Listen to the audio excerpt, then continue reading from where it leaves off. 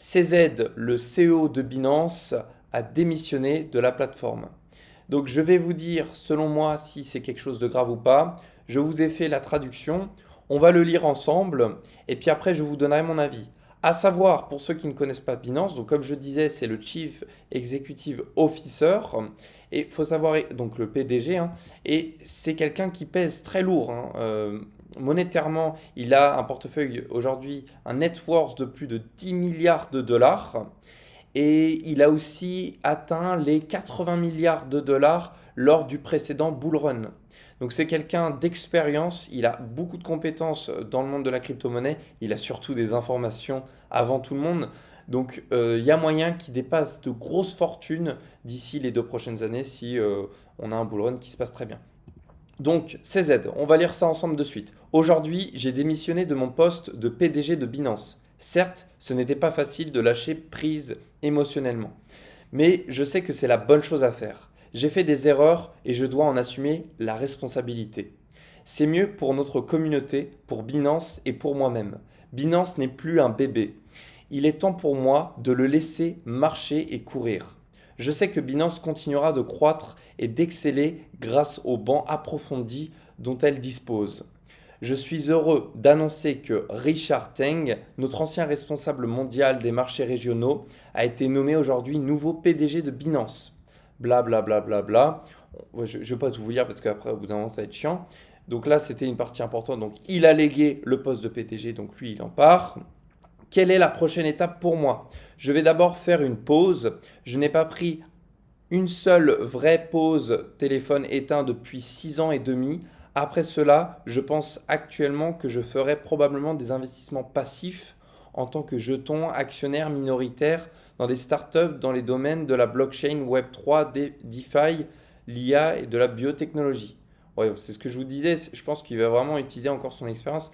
Il y a moins que ce gars-là, il arrive à être retraité et à faire comme, peut-être pas Warren Buffett, puisque lui, il est businessman un petit peu, mais disons qu'il arrive, grâce à ses investissements, à vraiment faire des bons multiplicateurs, quoi, sans avoir de business comme Binance.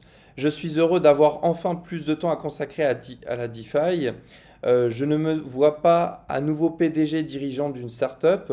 Je me contente d'être un entrepreneur ponctuel, chanceux. S'il y a des auditeurs, je serais peut-être disposé à devenir coach, mentor auprès d'un petit nombre de futurs entrepreneurs en privé. Bon. Je pense que là, je ressens quelque chose de plutôt émotionnel, c'est-à-dire qu'il y avait un poids, très certainement dans ce qu'il dit, qui ne pouvait peut-être pas assumer ou qu'il en avait ras-le-bol. Et en se disant bien qu'il veut se concentrer sur la DeFi, peut-être que diriger un échange centralisé ne lui convenait probablement plus. Et là, on a des nouvelles qui nous annoncent quand même après son départ.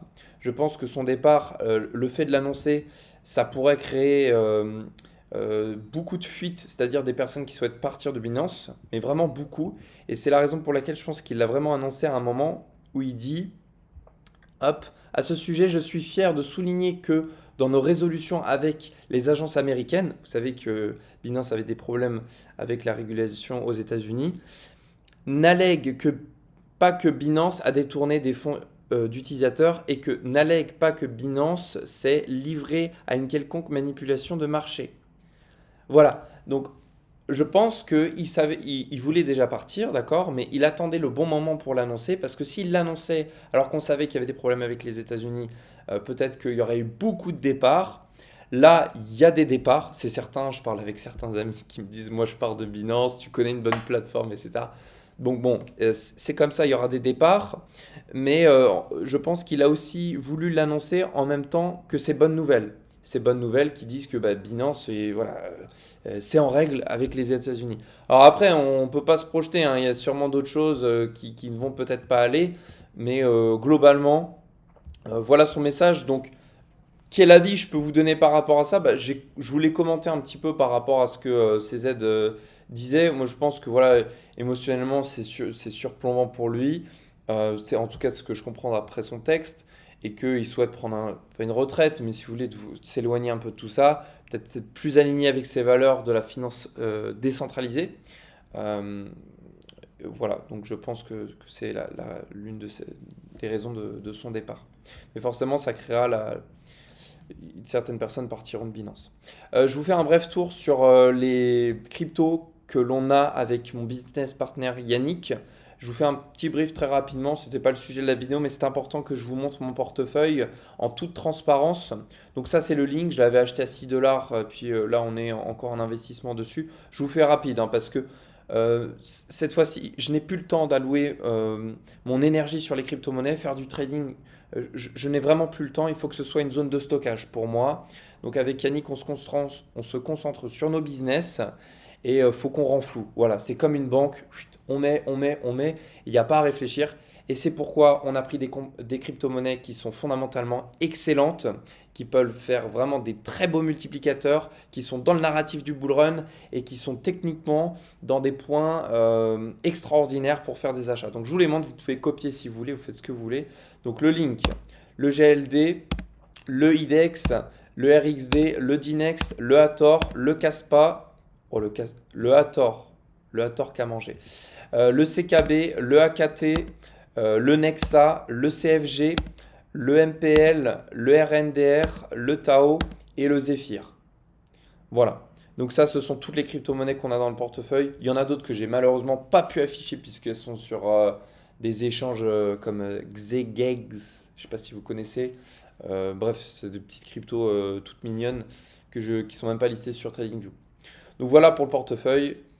Je vous remercie d'avoir regardé cette vidéo et si vous avez je ne sais pas, un avis différent sur CZ, donc l'ancien CEO PDG donc de Binance, n'hésitez pas à en faire part dans les commentaires, ce serait intéressant d'avoir votre avis. Et si, est-ce que vous partez de Binance ou est-ce que vous restez dessus? Est-ce que ça sent le roussi ou est-ce que voilà, c'est juste lui, ça concerne en rien Binance? Ok, allez. Sachant que lui, il avait quand même mis 500 millions dans Twitter en levée de fonds privés avec Elon Musk. Donc il y avait un lien entre Binance et Elon Musk. Donc je ne sais pas. Voilà, allez, je vous laisse dessus. Très belle journée à tous.